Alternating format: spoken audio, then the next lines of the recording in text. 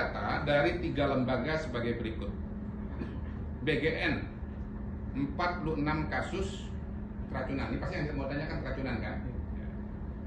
Dengan jumlah penderita 5.080. Ini data per 17 September. Kedua dari Kemenkes 60 kasus dengan 5.207 penderita, data 16 September. Kemudian BPOM 55 kasus dengan 5.320 penderita, data per 10 September 2025. Nah, tolong teman-teman jangan lihat beda angkanya, ya. Teman-teman jangan ngadu-ngadu nih antar KL, ya, setuju ya? Tapi lihat bahwa masalah yang sama dicatat oleh 3 lembaga, bahkan oleh BGN sendiri, ya. Nah, yang kedua, angkanya secara statistik itu sebetulnya sinkron, sama-sama di sekitar angka 5.000 ya. Kemudian dari elemen masyarakat ada namanya Jaringan Pemantau Pendidikan Indonesia, mantau lewat media, mencatat 5.360 siswa atau ya 5.360 siswa, ya, tidak menyebut berapa jumlah kasusnya. Berdasarkan asesmen BPOM, nanti follow up-nya kalau mau lebih detail tolong kontak BPOM.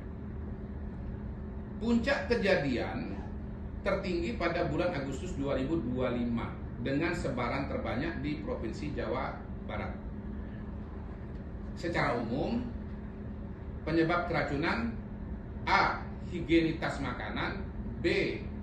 Suhu makanan dan ketidaksesuaian pengolahan pangan, C. Kontaminasi silang dari petugas, D. Ada indikasi sebagian disebabkan alergi pada penerima manfaat.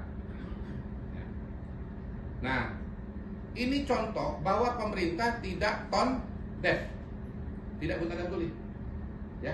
Pak Mensesnek kan sudah merespon juga kan Jumat kemarin kan, ya, mengakui adanya itu, minta maaf dan akan evaluasi.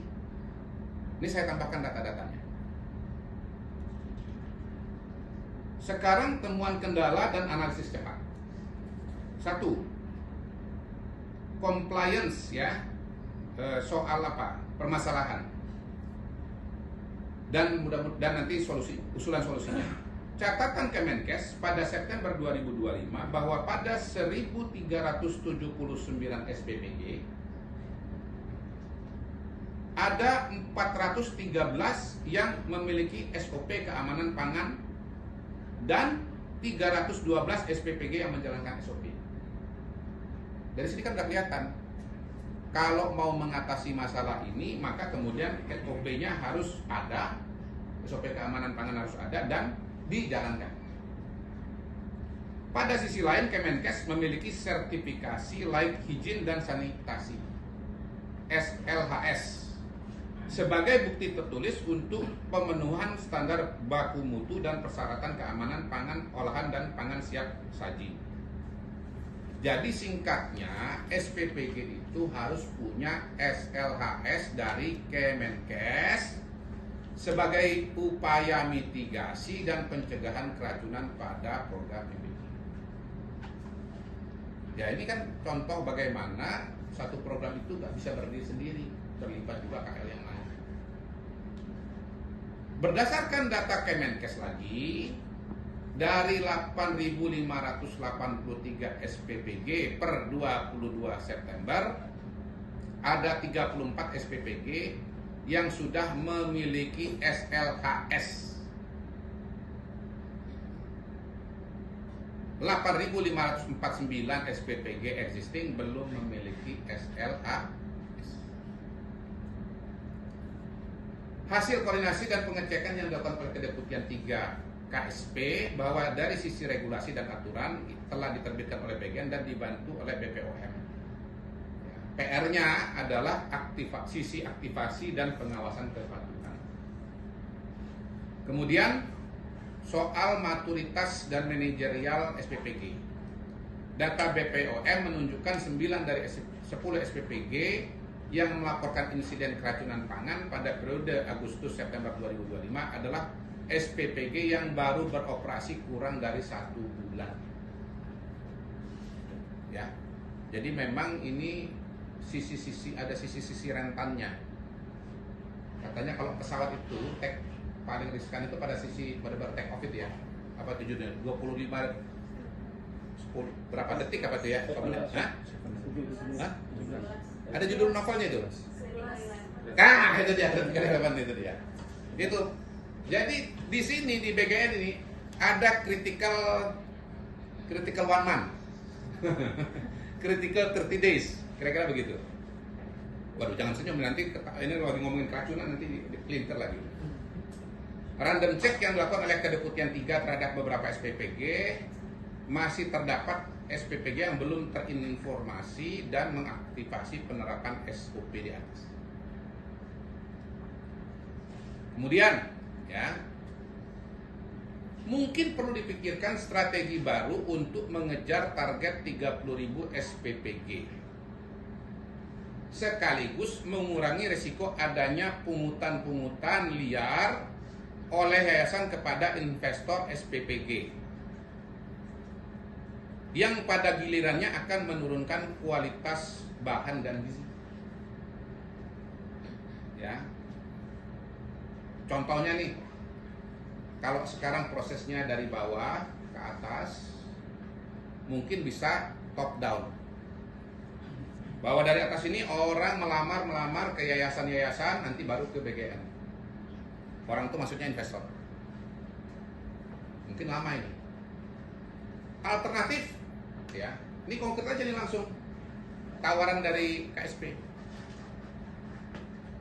Dari target 83 juta penerima dan 30.000 SPPG, langsung saja itu dibikin titik-titiknya dan dibuka kepada publik. Silakan siapa yang mau membantu proses pendirian SPPG. Dengan cara seperti itu orang tahu titik-titik yang ada, bisa daftar online, tinggal dibuka saja, lalu ikut prosedur. Mana yang daftar memenuhi syarat diberikan kesempatan untuk membangun. Begitu lewat dari batas waktu, tidak berhasil, gagal, diganti dengan pendaftar berikutnya. Ya toh? Dengan cara seperti itu, langsung seluruh Indonesia akan tahu titik-titik yang masih tersedia atau masih tersisa. Ya, saya sebut masih tersisa karena ini sudah banyak yang berdiri. Yang kedua, dengan cara itu bisa mengurangi adanya pungli-pungli oleh yayasan-yayasan yang keluar dari koridor. Saya mau mengingatkan dalam rangka menjaga program Presiden dalam menjaga anak-anak kita. Kalau ada pungli pada SPPG, maka alokasi angka 10.000 untuk bahan pangan MPG ini nanti bisa berkurang, tergantung berapa punglinya. Itu yang saya katakan, nanti kualitas gizi dan kualitas bahannya akan menurun, yang ujungnya bisa menimbulkan resiko keracunan. Nanti yang dibeli adalah bahan-bahan yang kualitas rendah. Kenapa hal ini menjadi penting? Ini bukan semata-mata angka uang, tapi ini adalah kesuksesan dari program MBG tersebut. Kalau dijalankan dengan benar, teman-teman sekalian, ya, pengelolaan SPPG, ya, manajemen SPPG, ya, tidak ada pungli, sesuai dengan SOP, ada SLHS, insya Allah program MBG akan berjalan dengan baik dan resiko keracunan bisa diatasi. Nah, konkretnya apa, teman-teman?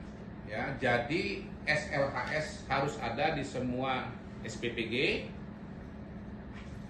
Kemudian untuk mengatasi masalah maturitas SPPG agar Kementerian Kesehatan dapat menugaskan Dinas Kesehatan atau Puskesmas yang terdekat, ada 10.000 puskesmas di seluruh Indonesia untuk membantu pengawasan SPPG melalui inspeksi kesehatan lingkungan setiap bulan. Ya. Atau misalnya karena bulan pertama tadi critical 1 month, ya, itu bila perlu seminggu sekali. Konkret nih. Soal apakah ini bisa diimplementasikan atau tidak, silahkan komunikasi KL yang bersangkutan ya. Misalnya bagian dengan Kementerian Kesehatan. Nah, sebetulnya hal ini juga sudah direkomendasikan dalam rapat koordinasi lintas KL terkait pencegahan dan penanggulangan keamanan pangan pada tanggal 11 September 2025. Sekali lagi, ini menunjukkan bahwa pemerintah tidak tutup mata, tidak buta dan tuli. Ya.